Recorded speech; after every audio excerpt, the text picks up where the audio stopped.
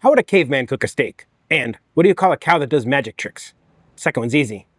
Mudini. This is a viewer request. Somebody left a comment and said, you should try cooking your steak directly in the hot coals. This was on my black and blue video where I was trying to make a black and blue steak. So that's what I'm gonna do. I'm gonna get my Kamado, I'm gonna get some coals ripping hot, and I'm going to throw a steak in them. Never done this before, so I have no clue how that's gonna come out. Let's get our Kamado ready. To pull this off, there are some things we need and some things we do not need. One of the things we do not need are cooking grates. We want to get as much ash out as possible. And then we're going to want some good fresh charcoal.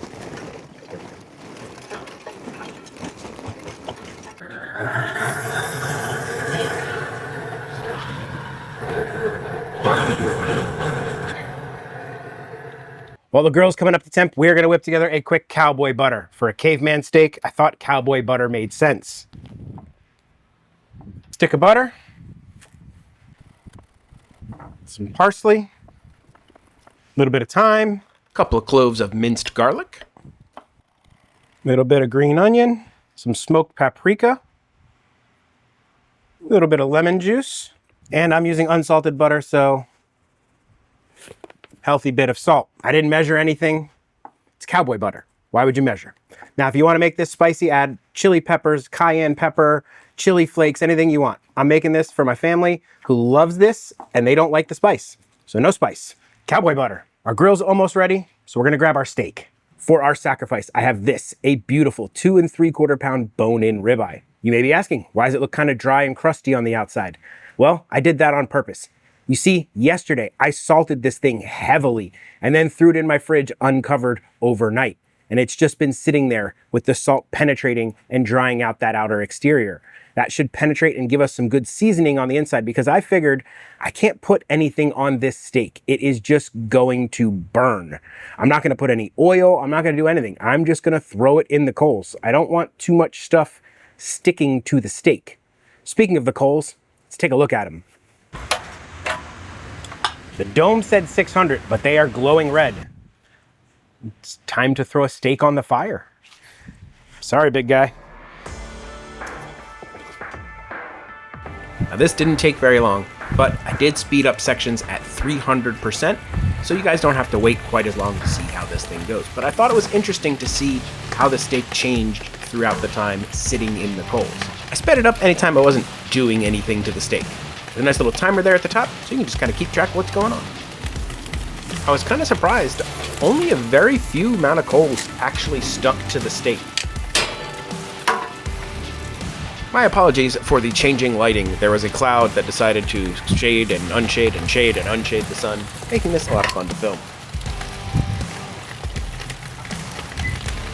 At this point, I was starting to get a little bit shocked about how good that outside crust was looking on the steak. It wasn't really looking very burnt, except in the outer edges where the fat was. It was actually developing like a really nice golden brown crust. And then it started burnt.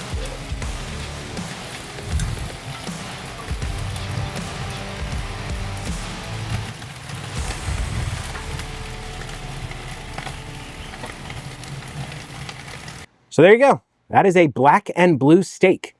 Why do they call it that? Well, black is for the exterior of the steak. Blue is supposed to be for the inside color, which is supposed to have a very red, almost purplish color because it's basically raw. Now me, I'm a medium rare guy. That's kind of my preferred temp for most steaks. So we'll see how this goes.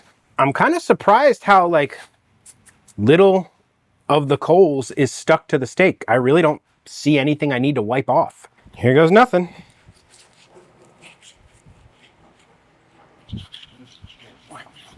Oh yeah, that is basically raw, folks.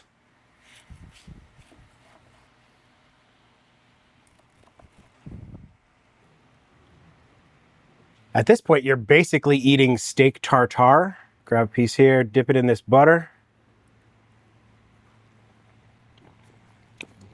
I can definitely taste the char. I don't know if I'm tasting coal, but I'm tasting like a very pronounced char. This thing is heavily charred. Good flavor on the steak. The salt penetrated well. That cowboy butter makes it nice. It's got to chew to it a little bit because it's kind of undercooked. Like this one here on the end has sort of a medium rare section. All in all, it's a good steak. Would I do it again? No, I wouldn't.